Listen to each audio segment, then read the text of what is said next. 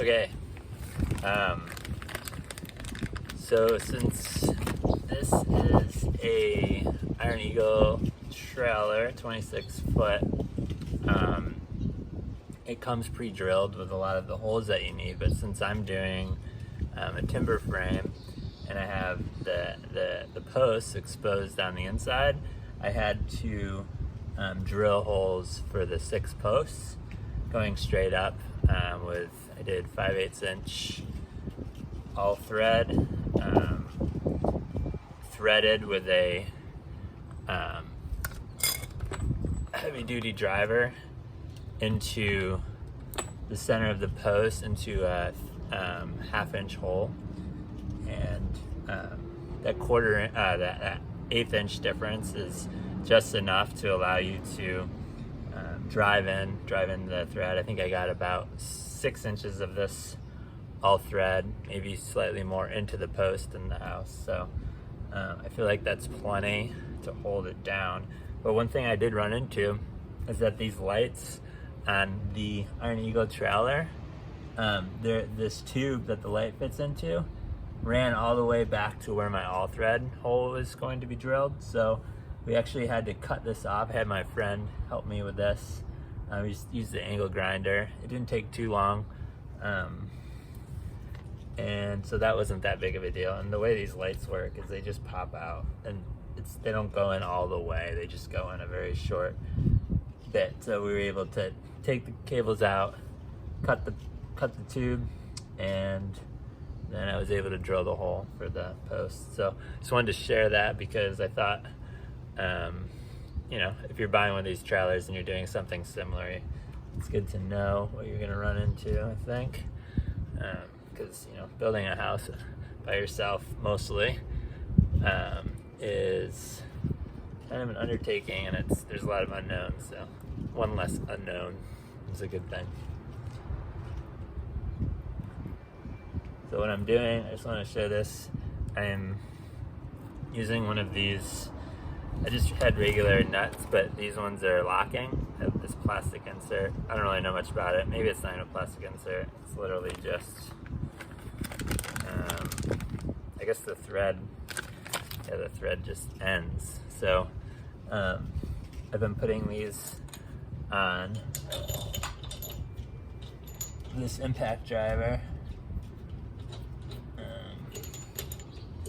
and it's loud and it's almost impossible to do by hand. So impact driver is really important.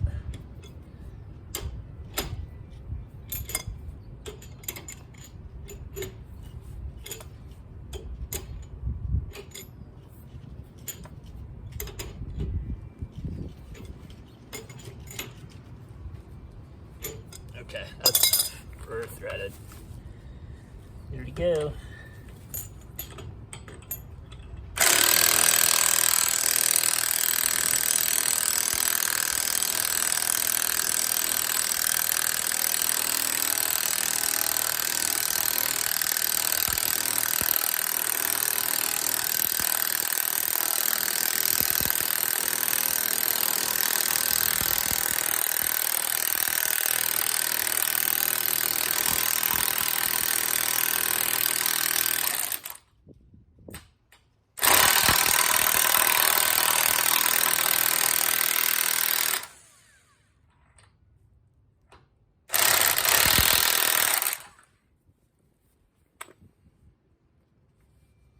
There we have it.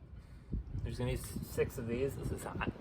And that's primarily what's holding down the timber frame.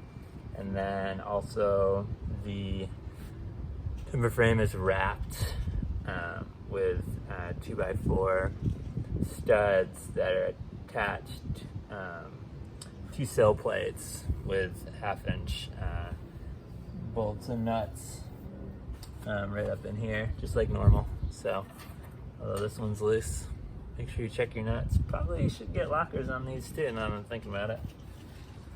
Another thing I wanted to mention with these trailers is for your joists, your rim joists. in order to keep the holes that are drilled in here and not have to drill new ones, you would basically need to do a continuous run of 16 feet for the 26-foot trailer, 16 feet, and I think the other dimension was, 10 feet. So that you have both your rim joists. There's a bolt at the end of this one and then the end of this one, so that there's not a big gap in between hardware.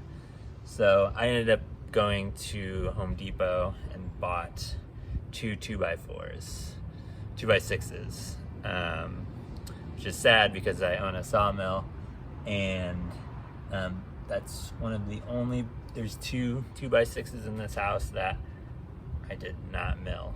Mostly everything else was milled by me and my friends. So it was sad to spend 30 some bucks on those, but it was easy and quick and I didn't have to drill. So no drilling is a good thing in my book. Metal scares me, even though it's pretty basic once you get used to it in this application. Cool, thank you. That's all I got. Okay, here we are inside. I thought of one more thing I'd like to mention in relation to the trailer and the timber frame posts. In my planning, I added in 3/4 inch high HDPE, high density polyethylene. It's pretty standard in the timber framing world. It's just a plate that goes underneath the post so that if water were to get to the bottom of the post, it wouldn't get sucked up and create all the things that could potentially happen. So just wanted to show that. It's pretty simple. Have this under all of the posts. There's 6 of them in here. Cool. Okay, here is where the 2 rim joists meet. This is the 10-footer or so, and then over here is the 16-footer that I bought from Home Depot. You can see these are all rough sawn, and then this is the Home Depot one, so not too bad, right? 2 flat sawn boards in the entire tiny house. The rest are quarter sawn. Not bad. Anyway, here we go. The reason I wanted to point this out is I used the drillings, got these longer 2x6s. I did not have 16 or 17 foot logs right now, so I bought these. And then, so what happened with the drillings, since there's one here and there's also one here, I had to draw out where this washer goes, and then use a wood bit that I had to drill that out, recess the washer and the bolt in, and then I was able to put on the Simpson bracket and the floor joist. So just something to be aware of with the Iron Eagle tiny trailers. 26 foot, this one. Cool.